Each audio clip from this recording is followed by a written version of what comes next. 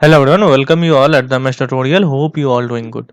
तो इस वीडियो में हम बात करेंगे रिगार्डिंग द एग्जामिनेशन जो अभी हो रहा है। इसमें कुछ कुछ स्टूडेंट ने कुछ छोटे मोटे मिस्टेक्स किए हैं और कुछ ने तो मेजर ही मिस्टेक कर दिया है।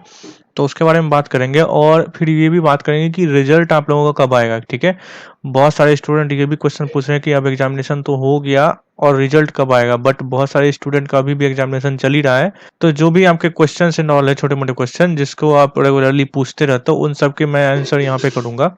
और हाँ, बहुत सारे ऐसे भी स्टूडेंट हैं 8th सेमेस्टर के जिनका रिजल्ट अभी भी अटका हुआ है, रिजल्ट अभी फाइनल नहीं आया। ओके, उसमें कुछ स्टूडेंट तो ऐसे हैं कि बैक वाले हैं, जिनका बैक वाला है उनका रिजल्ट तो बैक पेपर खत्म होने के बाद ही आएगा। उनका रेगुलर वाला रिजल्ट आ गया बट बैक वाले का नहीं आया। ठीक है, तो कंप्लीट उनका नहीं आया हुआ है।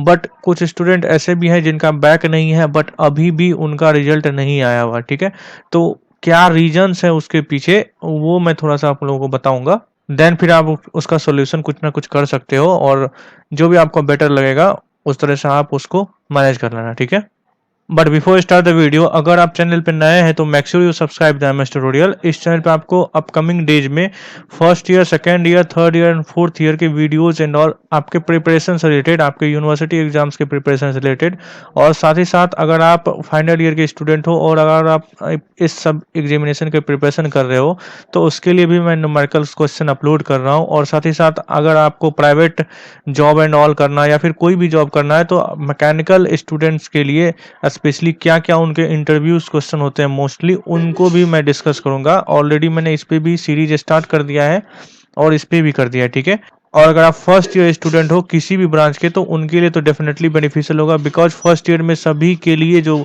सब्जेक्ट्स होते हैं वो कॉमन होते हैं। ओके, ऑलमोस्ट, तो उनके भी मैं यहाँ पे मटेरियल्स अपलोड करूंगा। So make sure you subscribe the MS tutorial.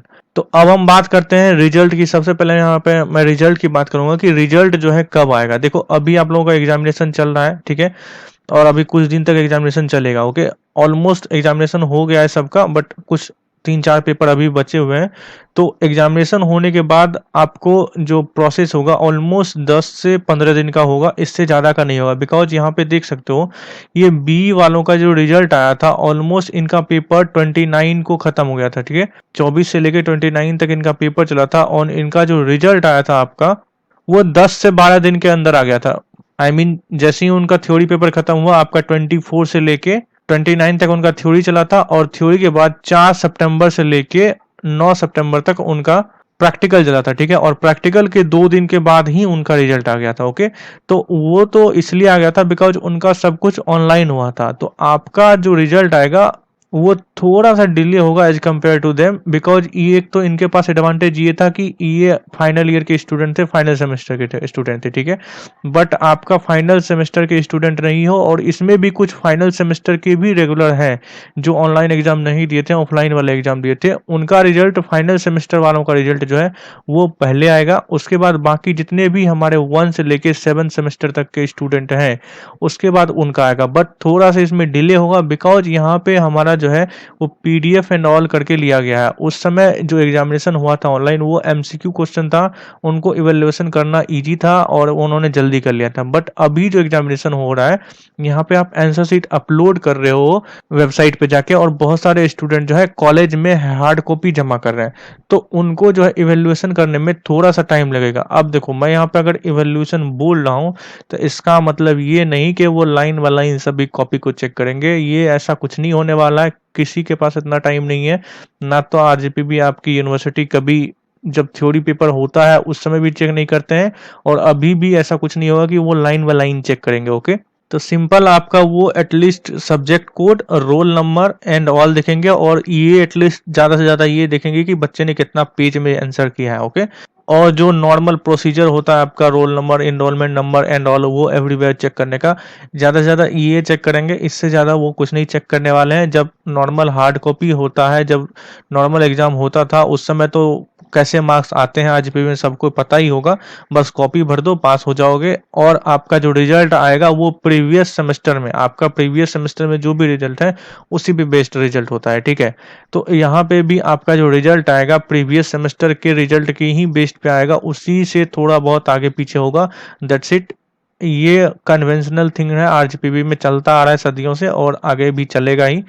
Hope so आगे ना चले तो बेटर हो, क्योंकि जो अच्छे स्टूडेंट होते हैं उनकी इसमें लग जाती है, ठीक है। तो क्या आप लिख रहे हो, कैसे लिख रहे हो डजेंट मैटर, कितना पेज लिख रहे हो वो मैटर करेगा आपका, और रिजल्ट आपका उसी बेसिस पे बनेगा। और रिजल्ट होने में हो सकता है आप लोगों का 10 से 15 दिन का टाइम लगे, ओके। आपका फाइनल पेपर जब सबका खत्म हो जाएगा तो उसके बाद, इससे ज़्यादा टाइम नहीं लगेगा। तो ये तो हो गई रिजल्ट की बात। अब बहुत सारे स्टूडेंट ऐसे हैं जो फाइनल सेमेस्टर के, जिनका रिजल्ट अभी भी कंप्लीट नहीं आया है, जिनका रिजल्ट अभी भी शो नहीं कर रहा है, ठीक है। तो जिनका भी रिजल्ट शो नहीं कर रहा है, उनके लिए मैं बस यही बोलना चाहूँगा कि आप कॉलेज के फैकल्टी से बात करें। आपका डेफिनेटली किसी न किसी सब्जेक्ट के, या तो थ्योरी में या तो प्रैक्टिकल में, या तो कुछ ना कुछ आपका इशू रहा होगा, तब भी आपका रिजल्ट रुका हुआ है, नहीं तो नहीं रुक सकता है। ये मैं श्योरिटी के साथ बोल रहा हूँ, ओके। रिसेंटली अभी आईएएस कारोज वालों का भी हुआ था, रिजल्ट उनका पूरे कॉलेज का नहीं आ रहा था। तो उनका इशू जो भी इंटरनल इशू था वो तो क्लियरली नहीं हुआ, बट कुछ ऐसा उनके बीच में हुआ था, तो जिसके वजह से थोड़ा बहुत रिजल्ट में इशू आया था, तो फिर सभी स्टूडेंट का रिजल्ट आ गया। तो उस समय बस बात ये हुई थी कि फैकल्टी से जिनका भी रिजल्ट एक दो का रुका हुआ है कॉलेज के स्टूडेंट का, उनका डेफिनेटली आरजीपीवी की तरफ से सभी कॉलेज को बोला गया है कि कुछ ना कुछ उनके प्रैक्टिकल में या तो फिर थ्योरी में, या तो फिर किसी ना किसी वजह से कुछ अटका हुआ है, कुछ ना कुछ उसका वैल्यूबल रीजन है। ऐसे नहीं कि उसको किसी सिस्टम एरर की वजह से रुका हुआ, ठीक है। तो वो चीज़ आपको सही करवानी पड़ेगी, और उसके बारे में पता कैसे चलेगा, तो आपको कॉलेज में ही जाके पता चलेगा, कॉलेज से ही आप पूछो, ठीक है। और आप लोगों को रिजल्ट निकालना कैसे है ये तो पता ही होगा। यहाँ पे देखो ऐसे करके सिंपली आप सेमेस्टर में जाओ और उसके बाद यहाँ पे एनरोलमेंट नंबर डालो, आपको रिजल्ट यहाँ पे मिल जाएगा। तो ये तो हो गई हमारे रिजल्ट की बात। अब बहुत सारे स्टूडेंट ने कुछ कुछ मिस्टेक्स किया किया है। सबसे पहला मिस्टेक उन्होंने, बहुत सारे स्टूडेंट ने ये किया है कि उन्होंने पेपर दे दिया, बट उन्होंने ये किया है कि किसी ने ऑनलाइन अपलोड किया है और साथ ही साथ ऑफलाइन भी जाके हार्ड कॉपी भी सबमिट कर दिया। अब जब आरजीपीवी ने बोला था कि आपको सिर्फ एक ही करना है, तो आपने दोनों क्यों किया? तो देखो, अगर ऐसा आपने कर दिया तो आपके दो चांसेस हैं। अगर आरजीपीवी को गुस्सा आया, अगर उनका मूड खराब हुआ, तो हो सकता है आपका रिजल्ट जीरो कर दे, या तो फिर मैक्सिमम चांसेस है कि जीरो नहीं करेगा। उनको पता है कि बहुत सारे स्टूडेंट ऐसा करते हैं और बहुत सारे स्टूडेंट ने ऐसा किया भी है, तो वो उन दोनों में से किसी एक को कंसीडर करेंगे, और वो जो कंसीडर करेंगे मोस्टली आपका ऑनलाइन वाले का कंसीडर करेंगे, ऑफलाइन वाले का। बिकॉज ऑफलाइन वाले के केस में क्या होता है, उनको थोड़ा ज़्यादा मेहनत करना पड़ेगा, ठीक है, और ऑनलाइन वाले के केस में थोड़ा कम मेहनत करना पड़ेगा। तो अगर किसी ने ऐसा कर दिया है तो बस प्रे करो कि सब कुछ सही हो जाए, आज पे भी किसी का वो कैंसिल नहीं करे, ओवरराइट करके जीरो मार्क्स नहीं करे। बिकॉज जब फाइनल ईयर का पेपर हो रहा था ऑनलाइन के केस में, उस समय हुआ क्या था, बहुत सारे स्टूडेंट का पेपर मिस हो गया था और एरर की वजह से वो सही से नहीं दे पाए थे। तो उनको क्या किया गया कि फिर से पेपर देने के लिए बोला गया था, ठीक है, उनको फिर से पेपर देने के लिए एक और चांस दिया गया था। तो वहां पे भी उन्होंने बोला था कि जिनका पेपर अच्छा गया है वो फिर से पेपर नहीं दे। बहुत सारे स्टूडेंट होते हैं कि फिर से पेपर हो रहा है और हम फिर से दे देते हैं, थोड़ा अच्छा मार्क्स ले आएंगे। तो उनको उन्होंने साफ बोला था कि जिनका पेपर अच्छा चला गया है वो फिर से पेपर नहीं दे, नहीं तो उनका मार्क्स ओवर राइट होकर जीरो हो जाएगा। तो हो सकता है यहाँ पे भी अगर दो दो आप कर दो तो थोड़ा बहुत इशू हो, बट मोस्टली रखो कि इशू नहीं होगा, रिजल्ट बना देगी, किसी का भी रिजल्ट गड़बड़ नहीं होगा, ओके। तो टेंशन लेने वाली बात नहीं है, और अगर टेंशन लो भी लोगे तो अब आपके हाथ में वो कुछ नहीं है, वो अब जो भी आपके कंट्रोल में था वो आप कर चुके हो, अब आरजीपीवी के कंट्रोल में। So just wait and pray, okay. Next है कि बहुत सारे स्टूडेंट अभी भी पेपर देना भूल गए और उनको पता ही नहीं चला, लैक ऑफ इन्फॉर्मेशन। अब जिनको भाई लैक ऑफ इन्फॉर्मेशन की वजह से नहीं पता चला कि पेपर उनका कब था नहीं था, उनके लिए तो मैं बस यही कहूंगा कि अब आप नेक्स्ट सेमेस्टर का वेट करें। अब आपके पास कोई ऑप्शन नहीं है कि फिर से वो आरजीपीवी पेपर लेके, ओके।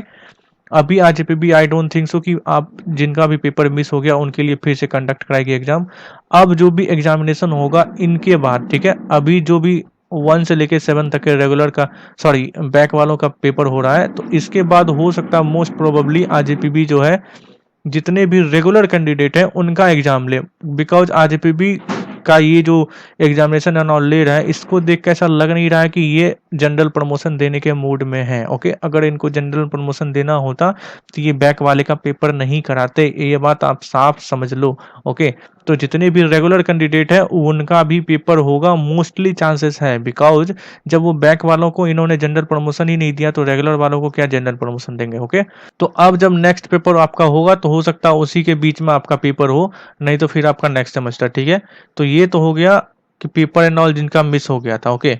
अच्छा, 1-2 और सिंपल-सिंपल छोटा-मोटा क्या पूछ रहे हैं कि सर क्या मैं किसी और से लिखवा सकता हूँ, मेरी राइटिंग अच्छी नहीं है? तो भैया ऐसा आप नहीं कर सकते। आरजीपीवी स्पष्ट बोली है कि आपको खुद के हैंडराइटिंग से लिखना है। अगर आपने ऐसा किया तो ये यूएफएम का केस माना गया जाएगा। साफ-साफ उन्होंने इंस्ट्रक्शन में बोला था ये यूएफएम का केस माना जाएगा, वो मैच करेगी, ओके? तो भाई जाता क्या है, 20 पेज लिखना है वो भी सिर्फ वन साइड करके, तो लिख दो, इतना तो लिख ही सकते हो। वैसे भी आरजीपीवी चेक करने वाली नहीं है, तो डजंट मैटर आपका राइटिंग कैसा है, ओके? और सभी स्टूडेंट से मैं यही रिक्वेस्ट करूंगा कि सभी को पेपर में क्या लिख रहे हो और नहीं लिख रहे हो उनसे ज़्यादा बस ये ध्यान दो, उनका फर्स्ट पेज जो है वो क्लियरली विजिबल होना चाहिए, उनका अच्छे से स्कैन करो, आपका roll number, subject code and all वो सब कुछ बिल्कुल अच्छे से क्लियरली विजिबल होना चाहिए। बाकी का पेज में आप क्या है वो ज़्यादा मैटर नहीं करता, सिर्फ और सिर्फ आपका फर्स्ट पेज ही आपका रिजल्ट बनाएगा।